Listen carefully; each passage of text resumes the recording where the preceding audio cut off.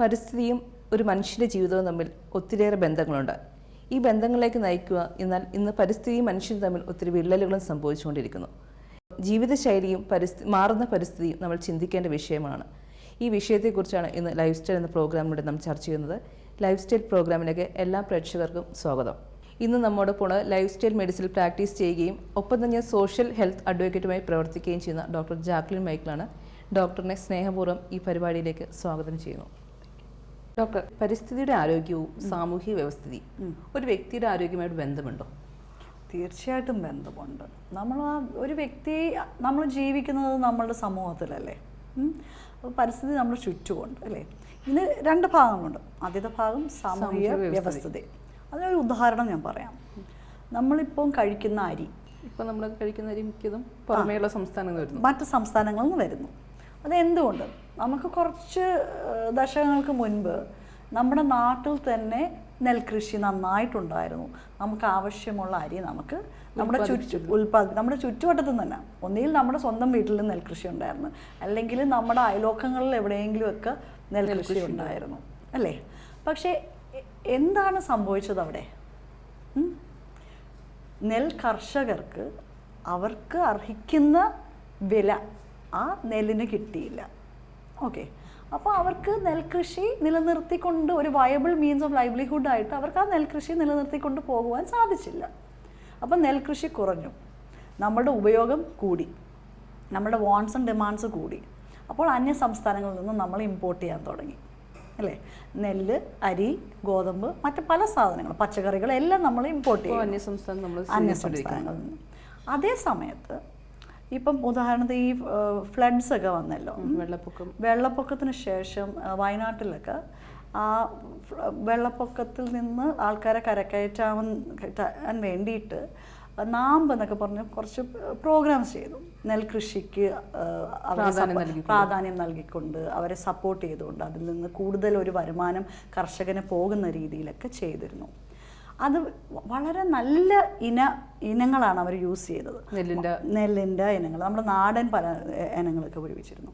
അതിൽ നിന്ന് തന്നെ കിട്ടിയ നെല്ല് അവർ തവിടോടുകൂടി, അതായത് 50% ബ്രാൻ തവിട് അല്ലെങ്കിൽ 75% പല രീതിയിലൊക്കെ പ്രോസസ്സ് ചെയ്ത് മറ്റുള്ളവർക്ക് ലഭ്യമാക്കി.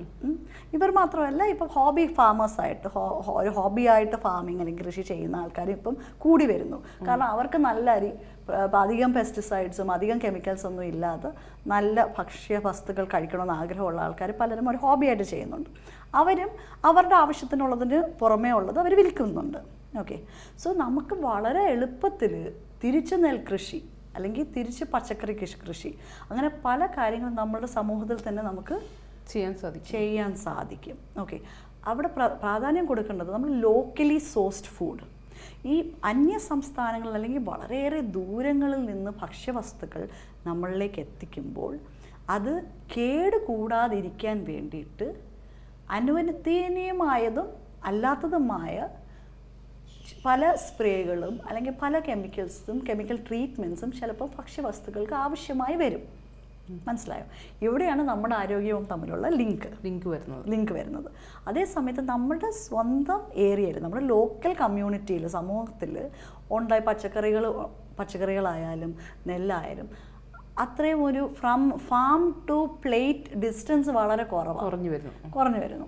അപ്പോൾ നമുക്ക് ഉടനെ തന്നെ നമുക്കത് ഭക്ഷിക്കും. നമ്മൾ ദിവസങ്ങൾക്കുള്ളിൽ അതുണ്ടായി വന്നു, ദിവസങ്ങൾക്കുള്ളിൽ തന്നെ നമ്മൾ ഭക്ഷിക്കുന്നു, അപ്പോൾ നമുക്കതിനെ ഇത്രയും പ്രിസർവ് ചെയ്ത് വെക്കേണ്ട കാര്യമില്ല. ഇപ്പം നമ്മൾ ഒരു അരിച്ചാക്ക് മേടിക്കാമെന്ന് വിചാരിച്ചോ, ഒരു പ്രാണിയൊക്കെ ഒരു അരിച്ചാക്കിനെ കാണാൻ വളരെ പാടാണ്. ഒരു 20-30 വർഷങ്ങൾക്ക് മുമ്പ് എന്തോരം നമ്മൾ പാറ്റണം, അതിനകത്ത് പ്രാണികൾ കാണും. കാരണം അവർക്ക് പോലും അതിനകത്ത് ജീവിക്കാൻ പറ്റാത്ത ഒരു എൻവയറൺമെൻ്റ് ആണ് ഇന്നത്തെ അരിച്ചാക്ക്. കാരണം it has to be transported for a long distance, it has to be stored for a long time. ഇതൊക്കെ വലിയ കാര്യങ്ങളാണ്. അതുകൊണ്ട് ഇത് ഡിമാൻഡും സപ്ലൈ അല്ലേ. ഡിമാൻഡുണ്ട് ഇങ്ങനത്തെ വളരെ ക്ലീൻ ആയിട്ടുള്ള റൈസിനും, ഒത്തിരി റൈസിനും അല്ലെങ്കിൽ ഒത്തിരി ഗ്രെയിൻസിനും അല്ലെങ്കിൽ ഒത്തിരി വീറ്റിനും ഒത്തിരി ഡിമാൻഡുണ്ട്. പക്ഷേ നമുക്കത് ലോക്കലി നമ്മൾ പ്രൊഡ്യൂസ് ചെയ്യുന്നില്ല. ലോക്കലി പ്രൊഡ്യൂസ് ചെയ്യുന്നെങ്കിൽ അതിന് ഡിസ്ട്രിബ്യൂട്ട് ചെയ്യാനുള്ള മാർഗങ്ങളില്ല. അപ്പോൾ സാമൂഹിക വ്യവസ്ഥിതികളല്ലേ ഇത്. അപ്പം നമുക്ക് തന്നെ നമ്മുടെ സമൂഹങ്ങളിൽ there needs to be things in place. അതായത് അവിടെ ഉൽപ്പാദിപ്പിക്കുന്നത് എങ്ങനെ അവിടെ തന്നെ നമുക്ക് വിറ്റഴിക്കാൻ. മറ്റ് പല രാജ്യങ്ങളിൽ കാണും ഫാമേഴ്സ് മാർക്കറ്റ്സ് ഉണ്ട്. ആഴ്ചയിൽ ഒരു ദിവസം പല ഫാമേഴ്സും ഇവിടെയും ചെറിയിടങ്ങളിലൊക്കെ ചെറിയ വളരെ നല്ലൊരു കാര്യം. ആ ഫാമേഴ്സ് മാർക്കറ്റ്സിൽ കൊണ്ടുവന്ന് എല്ലാവർക്കും അറിയാം ഇന്ന ദിവസം ഇന്ന സ്ഥലത്ത് ഫാമേഴ്സ് മാർക്കറ്റ് ഉണ്ടാവും.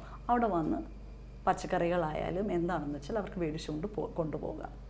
So this will definitely have A നോക്ക് ഓൺ എഫക്റ്റ് നമ്മുടെ ഹെൽത്തിനും മാത്രമല്ല കൃഷിക്കാരുടെ നിലനിൽപ്പിനും ഇത് വളരെ ഇമ്പോർട്ടൻ്റ് ആയൊരു പങ്ക് വഹിക്കും. ഇനി നമുക്ക് പരിസ്ഥിതിയുടെ കാര്യം എടുക്കാം. പരിസ്ഥിതിയുടെ ആരോഗ്യവും നമ്മുടെ ആരോഗ്യവും നോക്കുമ്പോൾ ഏറ്റവും ഇമ്പോർട്ടൻ്റ് ആണ് air pollution. Okay, air pollution, പിന്നെ വാട്ടർ പൊല്യൂഷൻ, അങ്ങനെ പല കാര്യങ്ങളുണ്ട്. എയർ പൊല്യൂഷൻ ആണ് ഒത്തിരി റെസ്പിറേറ്ററി ഡിസീസസ്, അതായത് ശ്വാസം വായു മലിനീകരണം, അത് വലിയൊരു വിഷയമാണ്. അപ്പം എയർ പൊല്യൂഷൻ കുറയ്ക്കുക എന്നുള്ളത് ആക്ച്വലി ഒരു മൗലികാവകാശമാണ്. കൂടി വരികയാണ്.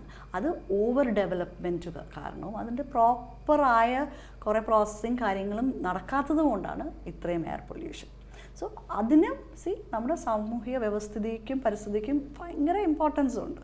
പിന്നെ നമ്മളിപ്പം ഒത്തിരി പ്ലാസ്റ്റിക്കിനെ പറ്റി നമ്മൾ കേൾക്കാറുണ്ട്.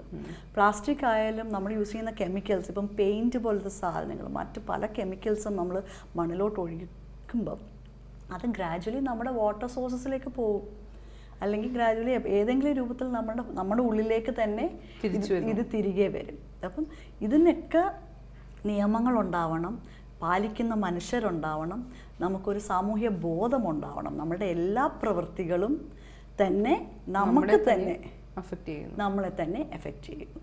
ഇതാണ് പ്രധാനമായിട്ട് നമ്മുടെ സോഷ്യൽ ഹെൽത്ത്, ഇൻഡിവിജ്വൽ ഹെൽത്തിനെ ഇമ്പാക്റ്റ് ചെയ്യുന്ന കാര്യങ്ങൾ. പിന്നെ of course there is other things like road safety, അങ്ങനെ പല കറപ്ഷൻ, അങ്ങനെ പല കാര്യങ്ങളുണ്ട്.